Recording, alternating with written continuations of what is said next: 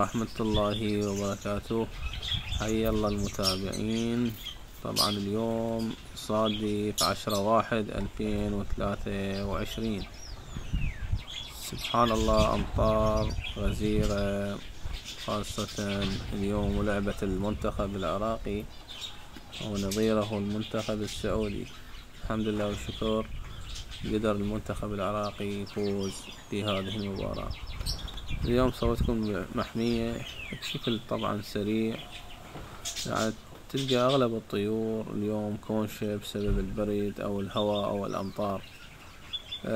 طبعا أكثر الأمراض تصيب الطيور هاي الفترة هي الأمراض التنفسية أو الالتهابات. يعني سبحان الله، حال البشر هم يصاب بالإنفلونزا، لأنه إذا طقته برودة، إذا دخل البيت وطلع من البيت، يعني إذا كان دافي وطلع من البيت إنه بعدين يتعرض للبرودة طقه إنفلونزا، يصاب بالإنفلونزا، لأنه هذا فيروس. لازم تستخدم البشر خاصة يستخدم كونجستال أو الأبرة الخلط يسوونها، بس أنا أنصح علاج البشر هو كونجستال. مرات حتى الحمام إذا شوف عنده رشح أو الطيور نفسها تخليله حباية أو نص حباية كونجستال موجودة في الصيدلية البشرية، مو عند البيطري.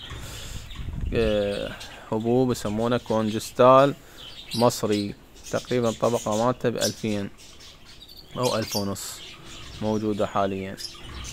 الطيور بصورة عامة إذا شفت رشح، يعني إذا عنده رشح لازم تحط له كونجستال، تسويه بقطرة. عندك هنا الفاخت المقنع. الحمد لله هذا الفاخت المقنع لازم يراد له وقت صبر، تصبر عليه حتى تقدر تنتج من عنده.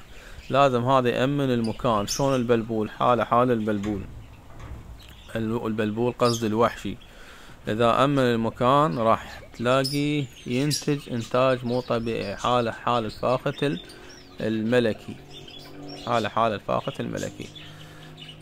هذا الفاخت المقنع الحمد لله هو لونه حلو، منقاره حلو، يعني تصميمه كلش حلو. الفاخت المقنع. عندي حمام يسمونه حمام التشيكي، هذا تجي بصمة وذيل نفس اللون. سبحان الله، يجن معده تقريبا 4 ألوان، الأسود والأحمر والأصفر هذا يعني هذا تقريبا 3 ألوان إلى 4 ألوان.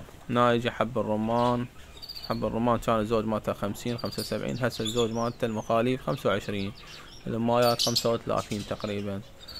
يعني أي واحد مثل يحتاج حمام أو طيور يقدر يراسلني أو يتابعني على القناة مالتي على اليوتيوب باسم يوزر سيف العراقي.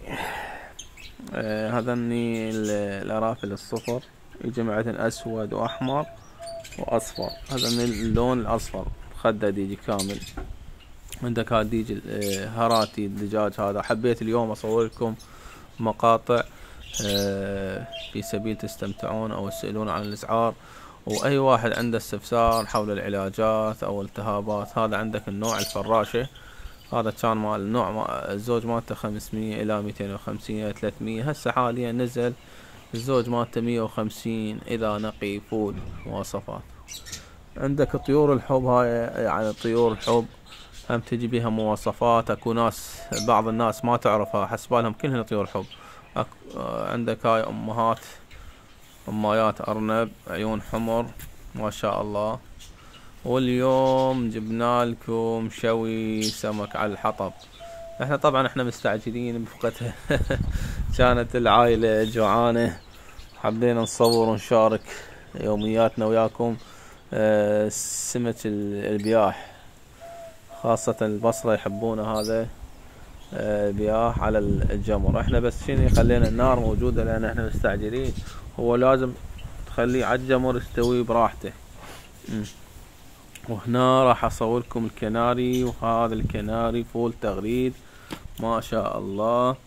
واللي يحب يعني راسل، انا نفس ما قلت لكم يريد طيور تابعني وانا بخدمته حتى نقدر نتواصل وياه.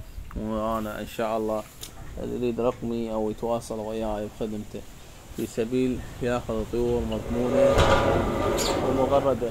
الحمد لله طيور كاملة خالية من الأمراض. لأن أغلب الطيور مالتي